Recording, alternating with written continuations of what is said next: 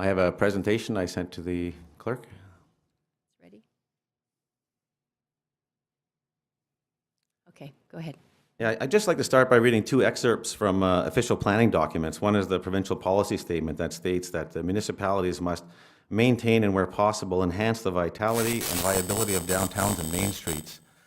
Further, in the Sudbury official plan, our official plan, the municipality is required to examine the financial impacts of all major developments projects to ensure they are financially sustainable.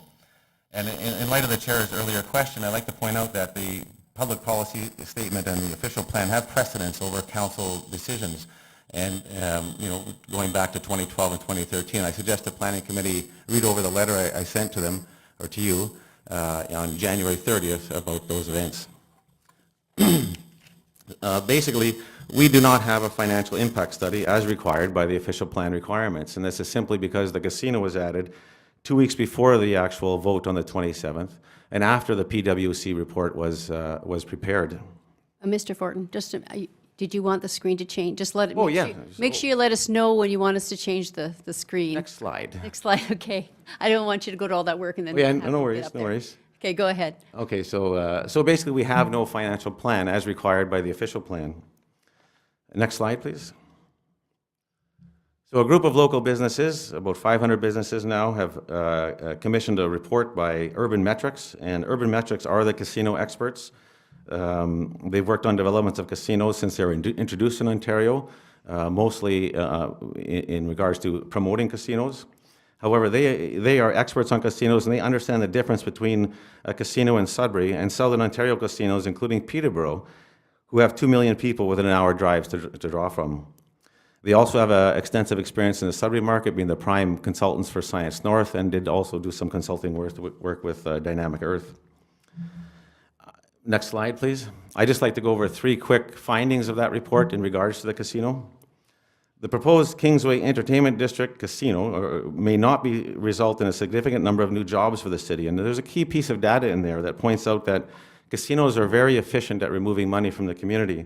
For every $1 million spent in casinos and associated amenities, you create about 4.2 jobs. So that includes the casino and its subsidized restaurants, or whatever happens to be in there.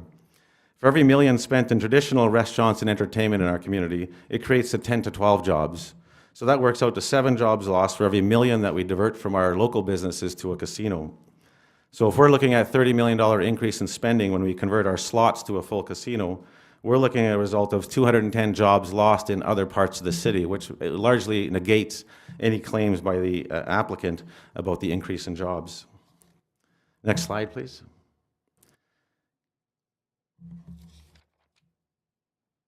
A casino would not significantly affect tourism to Sudbury and would draw from the vast majority of its support from within the city. Available external population in Sudbury is only 28,000 once we look at a casino in North Bay, which is already zoned, so they're past this stage. It can't be stopped. Peterborough, even Peterborough, has over 2 million people within a 1-hour drive, and the OLG is very clear about the fact that people just, they don't drive very far to go see casinos. And that's why we use this 140 kilometer, or the consultants use this 140 kilometer radius. We are virtually surrounded by casinos, and I would also suggest that the North Bay Casino is likely to be built before ours. Next slide, please. Additional revenues to the city from this proposed project may not be significant. Another finding of the report. Why? Well, it seems everyone is a little overzealous with the projections. The expected increase in revenue for the city is likely to be in the neighborhood of 1.45 million to 1.7 million. And also claims by council that property taxes will be used to support other projects are largely negated by the fact that property taxes pay for taking care of infrastructure, for road maintenance, subsidizing transit, sewer, water, maintenance, and so on. So these monies are largely not going to be available to subsidize other projects in the city. Next slide, please. And I'd just like to address one other thing. Council indicated in June 2017 a preference for the Kingsway project.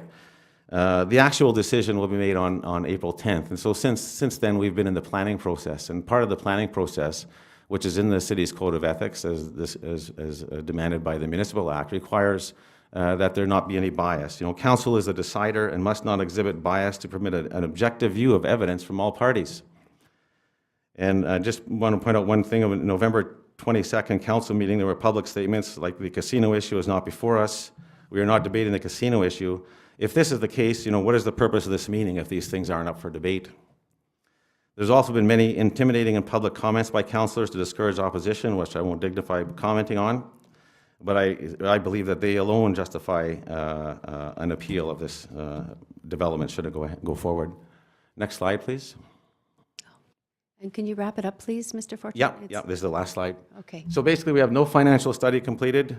We have a preliminary financial impact study, you're welcome, that shows that we don't expect to see an increase in tourism, no increase in jobs, and there will be no significant money available for other projects in the city. And there are many instances of bias on behalf of council throughout the planning process. And the final sentence, the alternative to this casino is to encourage and enable our youth, keep revenue in local hands instead of taking it out of the community, and produce more people like Rob Gregorini, Rob Brownings, Walter Sigelo, Christian Pelche, and so many others that make Sudbury a great place to live, do business and visit. This is the only sustainable path to our future. Thanks. Thank you. Don't forget to fill in the sheet there.